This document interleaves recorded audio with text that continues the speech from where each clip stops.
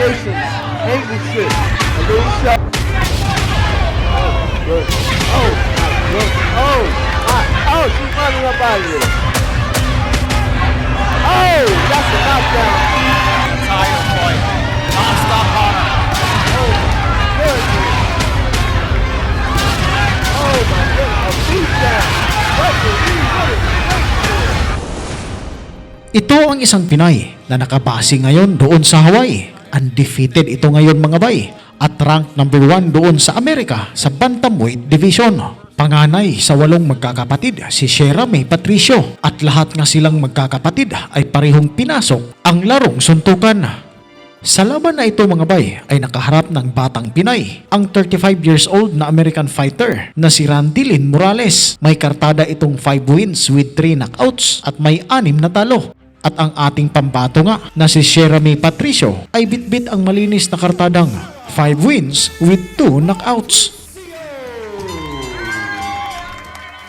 Pero bago pa man mag-umpisa ang kanilang laban mga bay, ay huwag kalimutang pindutin ang like at subscribe button, pati na rin ang notification bell para maging una ka sa ating mga upload videos. Sa boxing ng kababaihan ay tig 2 minuto lang ang bawat yugto at segundo pa nga lang sa pag-uumpisa ng laban ay pinakita na agad ng batang Pinay ang katatagan nito at katapangan sa ibabaw ng lona. Smart, you know, smart.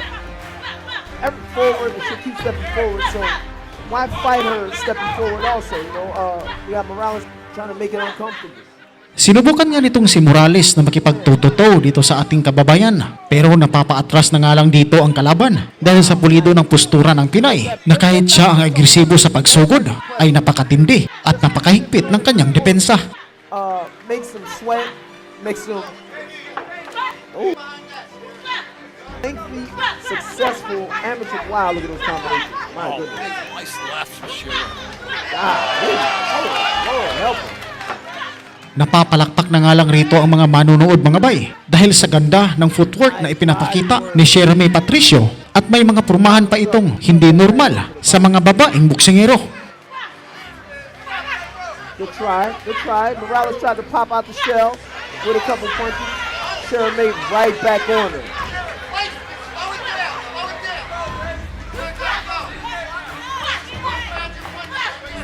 Good work. Oh my goodness. You see that breath that Morales took? She's already winded.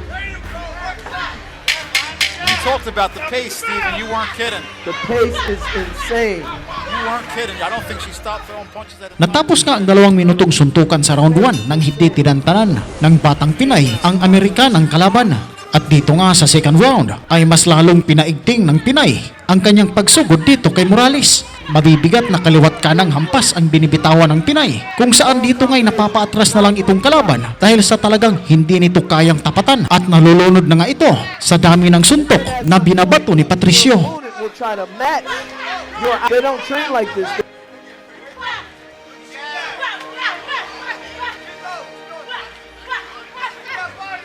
The defense is on point. I love the defense.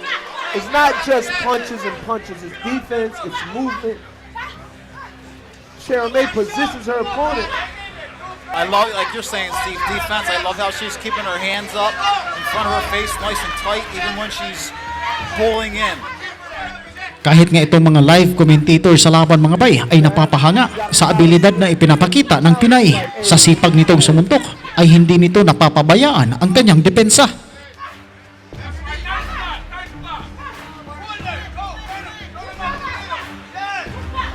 Man. Ooh.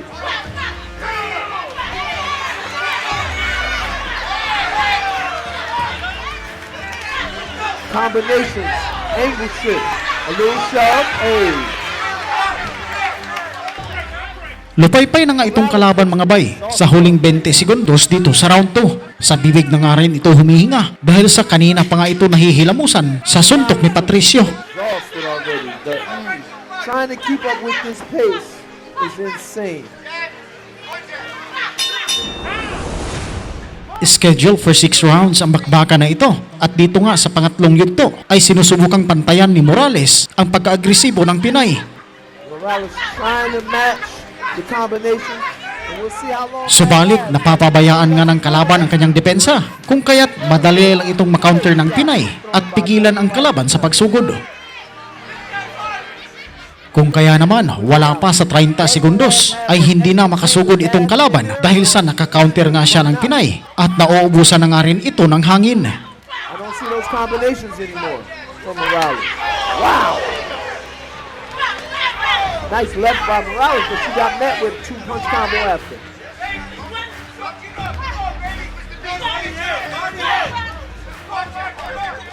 Sa pangangalahati naman ng yugto na ito ay binubungkal na ng Pinay ang bodega ng kalaban.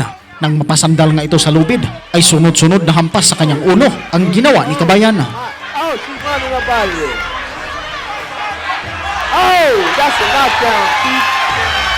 Oh, my.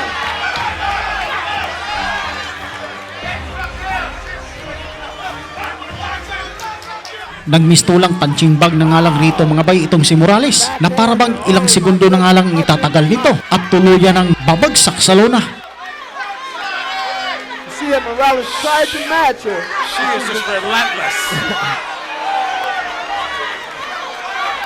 Oh my goodness, the pressure is insanity. Ah, damn. The body shot. God damn. Oh my God. Oh, she's swinging at nothing.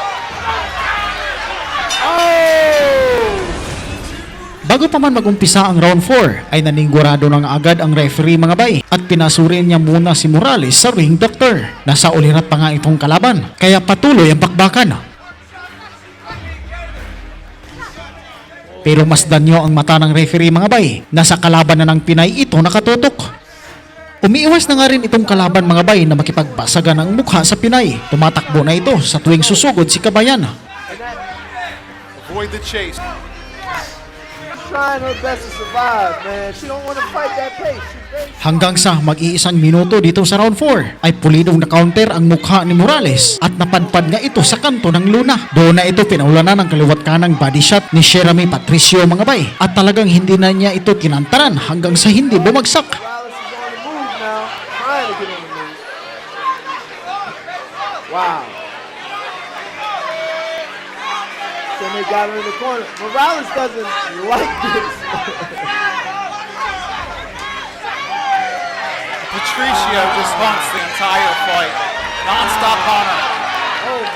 At dahil nga rin sa tibay nitong kalaban ay hindi ito basta-bastang buibigay. Kung kaya mas binabuti ng referee na apartahin na lang ang kanilang bakbakan para iligtas si Morales sa kapahamakan.